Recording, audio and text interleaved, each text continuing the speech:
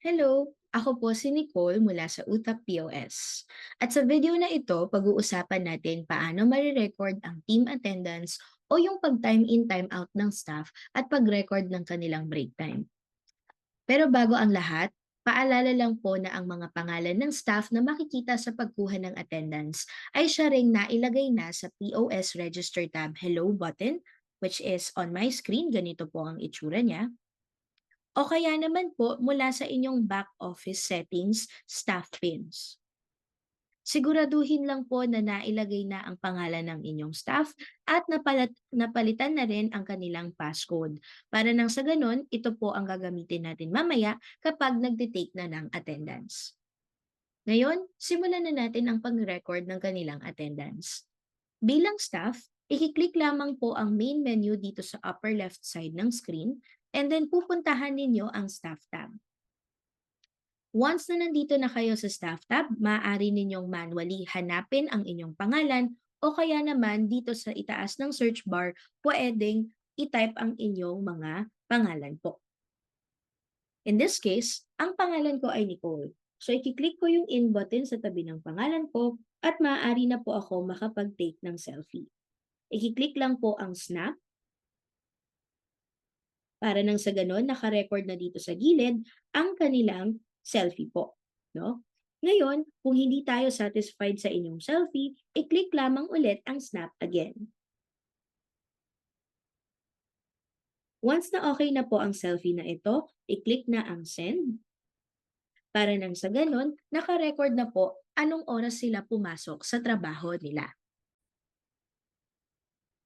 Take note na lang po ha na hindi maaaring mabago ang oras sa gilid kapag napindot na po ang send button. Dahil dito, siguraduhin on time ang pagkuha ng selfie para maiwasang malit ang mai-record sa system.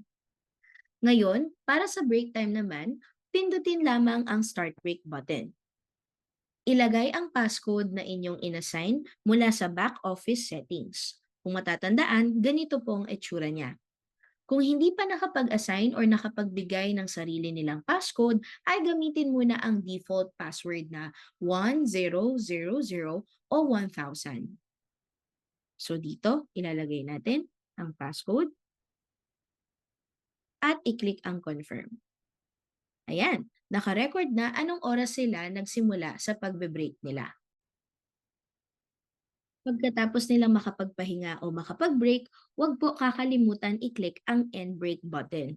Take note na lang po kung makakalimutan ito, ma-overbreak kayo at maaaring hindi accurate ang lumitaw na attendance ninyo mula sa araw na ito.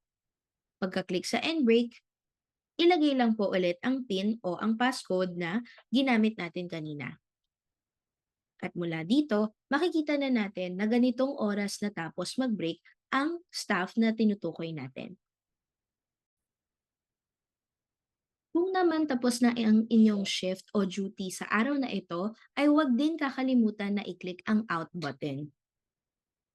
Para nang sa ganon, maka-selfie ulit po kayo. So, i-click lang ang snap. And then, i-click lang po ang send. Para nang sa ganon, naka-record na dito sa ating system na ganitong oras daw po natapos ang inyong duty for today. So, si Nicole, 7 hours and 54 minutes ang duty niya for the whole day. Meron siyang break time na 59 minutes. Take note na lang po na automatically nababawas ang break time na yan dito sa total duration na ipinapakita ni UTA.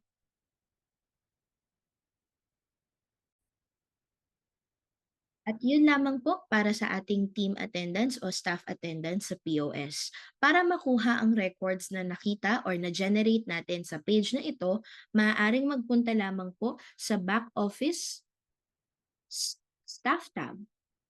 Para nang sa ganun ay ma-download ninyo at makita in real time ang kanilang attendance. Hanapin lamang po ang video tutorial regarding sa back office staff tab dito sa video series na ito. Maraming salamat po.